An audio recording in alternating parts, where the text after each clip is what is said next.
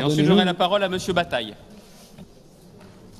Oui, pardonnez-nous, il y avait une réunion en même temps, c'était un peu difficile en termes d'organisation. Oui, effectivement, il s'agit d'une... C'est pour ça que j'avais veillé à reprendre les travaux qu'à 15h et pas à 14h45, Monsieur le Président. Effectivement, c'était une sagesse qu'on aurait dû nous appliquer dans notre tenue de réunion. Alors, juste un mot effectivement sur cette délibération qui est importante, qui est donc relative à la signature du contrat entre l'État et la région Hauts-de-France dans le cadre de l'objectif qui était déterminé par la loi de programmation des finances publiques pour 2018-2022. Au fond, la logique qui sous-tend cette délibération et qui sous-tend ce contrat, c'est la maîtrise des comptes publics.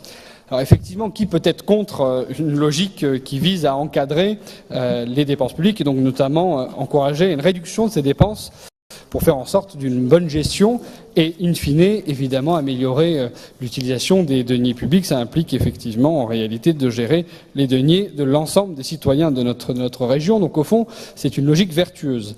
Alors, c'est une logique qui doit naturellement se traduire dans les faits. Je crois que la région des Hauts-de-France a montré depuis que nous sommes arrivés à la majorité, nous sommes arrivés donc à la tête de cette région, nous avons su mettre en place une gestion vertueuse, rigoureuse, et le compte administratif ce matin l'a illustré.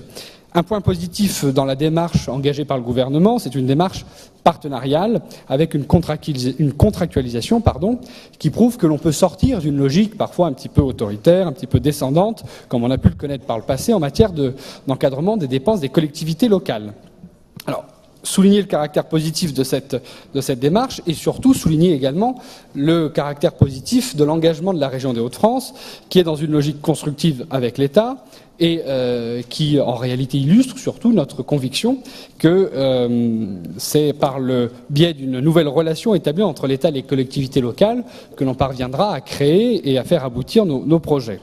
Un partenariat qui est d'autant plus nécessaire, nous le savons, que dans notre région, nous avons des grands projets qui sont en cours et qui impliquent la participation de l'État et où le rôle de l'État est essentiel. C'est le cas naturellement du canal Seine-Nord ou encore du barreau Creil-Roissy. Mais attention parce que lorsque l'État demande aux collectivités de réduire son train de vie, il serait pertinent que l'État s'applique cette discipline à lui-même. Et aujourd'hui, on voit bien qu'il y a encore beaucoup d'efforts à faire pour que cette discipline budgétaire s'applique à l'État, sachant que les collectivités ont tout de même un passé ancien en matière de règles d'or et d'application de la règle d'or à la gestion de ces comptes. Le groupe UDI-UC, évidemment, vous l'avez compris au travers de mes propos, est favorable à la signature de ce contrat et soutiendra par le vote cette délibération. Pardon.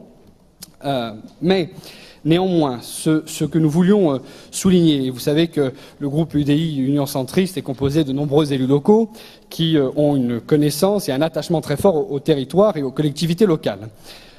On a connu ces 30 dernières années une marche vers le progrès, une grande marche vers le progrès qui s'appelait la décentralisation.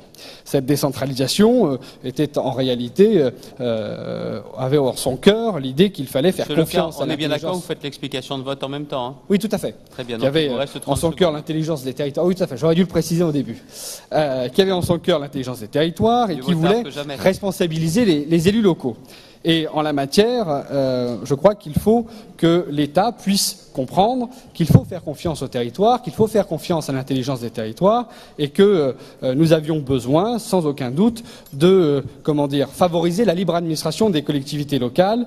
C'est cette marche vers le progrès qu'il faut reprendre et les centristes, le groupe UDI Union Centriste, souligne cette importance et nous comptons évidemment sur vous pour faire en sorte que ce message soit passé au Premier ministre, puisqu'il sera dans nos murs dans quelques minutes, et vous dire qu'il y a au sein de nos rangs une petite crainte sur la décentralisation. Oui, exactement, il faudra qu'on vote, mais en tout cas, il y a une petite crainte sur la recentralisation qui parfois se traduit par un certain nombre de politiques publiques qui sont mises en œuvre de manière descendante et que nous invitons l'État à davantage prendre en compte le souhait, les attentes et l'intelligence des territoires afin de faire en sorte que les politiques menées correspondent aux attentes et aux besoins des habitants de notre région, mais au-delà, aux attentes du pays. Je vous remercie.